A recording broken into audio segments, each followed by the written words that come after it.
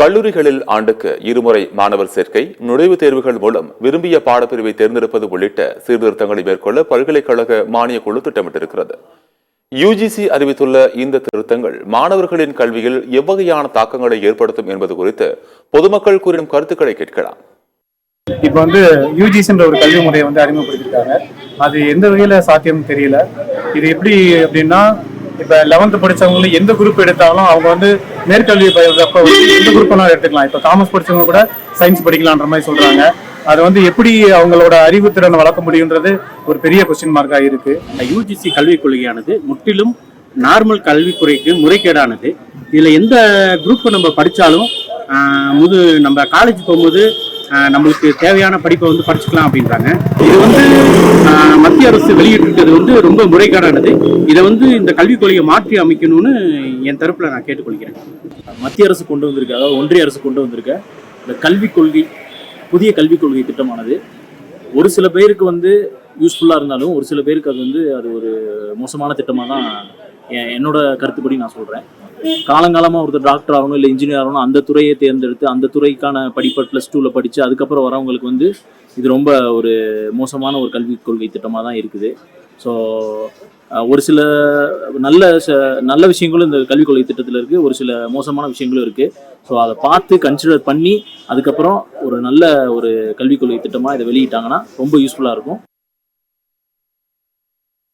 +2 வரைக்கும் காமர்ஸ் குரூப்ல படிச்சுட்டேன், இப்ப சயின்ஸ் எடுத்து படிக்கணும் விரும்புறேன், இல்லாட்டி கம்ப்யூட்டர் சயின்ஸ் எடுத்து படிக்க விரும்புறேன்னா அவர்களுக்கு நுழைவுத் தேர்வு நீ இந்த படிப்பை தேர்ந்தெடுத்தால் உங்களால படிக்க முடியுமா என்பதை உணரக்கூடிய அளவுல அந்த ஒரு விஷயத்துக்கு மட்டும் நுழைவுத் தேர்வு வச்சா அதுல எந்த வித மாற்று கருத்து இருக்கிற மாதிரி தெரியல.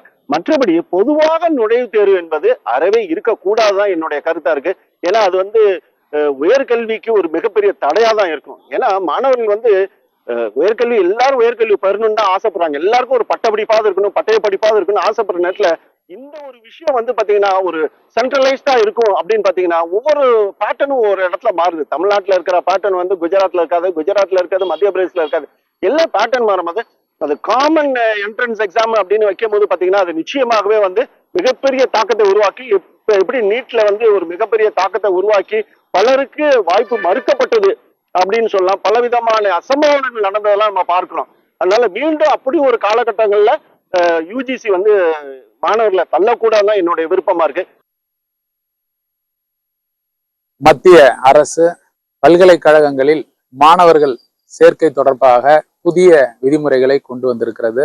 இது போன்ற அறிவிப்புகள் கிராமப்புற பள்ளி மாணவர்களுக்கு பெரிதும் பாதிப்பினை ஏற்படுத்துவதாக தெரிகிறது. எனவே இதனை பல்கலைக்கழக மானியக் குழு புதிய விதிமுறைகளை நடைமுறைப்படுத்துவதை ரத்து செய்ய வேண்டும் என்று கேட்டுக்கொள்கிறோம். ஒரு பாடத்தினுடைய அடிப்படை மாணவர்கள் அறிந்தால்தான் அது உயர்கல்வியில் அது பற்றி கூடுதல் தெளிவை, கூடுதல் அறிவை பெற முடியும். அடிப்படை வேறு ஒரு கலைப்பிரிவை படித்துவிட்டு அறிவியல் பாடப்பிரிவை எடுக்கும் பொழுது அது மாணவர்களுக்கு திணறுவார்கள். கற்பித்தல்ல அடிப்படை தெரியாமல். தொடக்கத்தில் அடிப்படையாக சில கல்வி தகுதி இருந்தாதான் மேல படிப்பதற்கான வாய்ப்பு.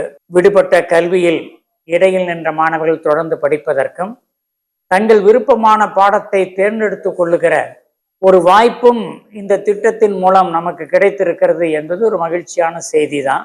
ஆனால் வேலை வாய்ப்பில் எந்த அளவுக்கு அவர்கள் அதன் பயன்பெறுவார்கள் என்பது ஒரு ஐயம் மனதில் எழுகிறது.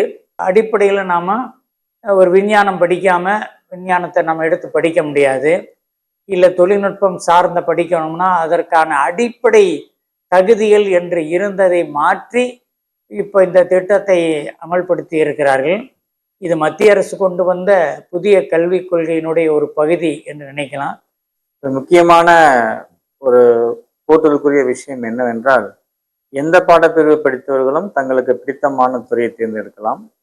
M Com, MA, MSc, MBA, MCA போன்ற பாடப்பிரிவுகள், அதற்கு பிறகு எம்ஃபில், பிஹெச்டி மட்டும்தான் பல்கலைக்கழகங்கள் நடத்தி வருகின்றன. இப்போ 4 வருட பிஏ, பிகாம், பிஎஸ்சி என்று வரும்பொழுது அவர்களும் அதே பாடப்பிரிவை நடத்த சூழ்நிலை ஏற்பட்டு போகும். வெளிநாடுகளில் உள்ள மாணவ செல்வங்கள் எல்லாம் எந்த பாடப்பிரிவு வேண்டாலும் அவர்கள் ஆராய்ச்சி துறைகளை மேற்கொள்ளலாம் என்ற நிலை உருவாகி உள்ளது. அதே போலவே இந்த புதிய கல்விக் கொள்கையும் தாய்மொழிக்கு முக்கியத்துவம் தந்து மாணவருடைய திறன் மேம்பாட்டினை வெளிப்படுத்தினால் நிச்சயம் வெற்றி என்று நம்மால் கூற முடியும்.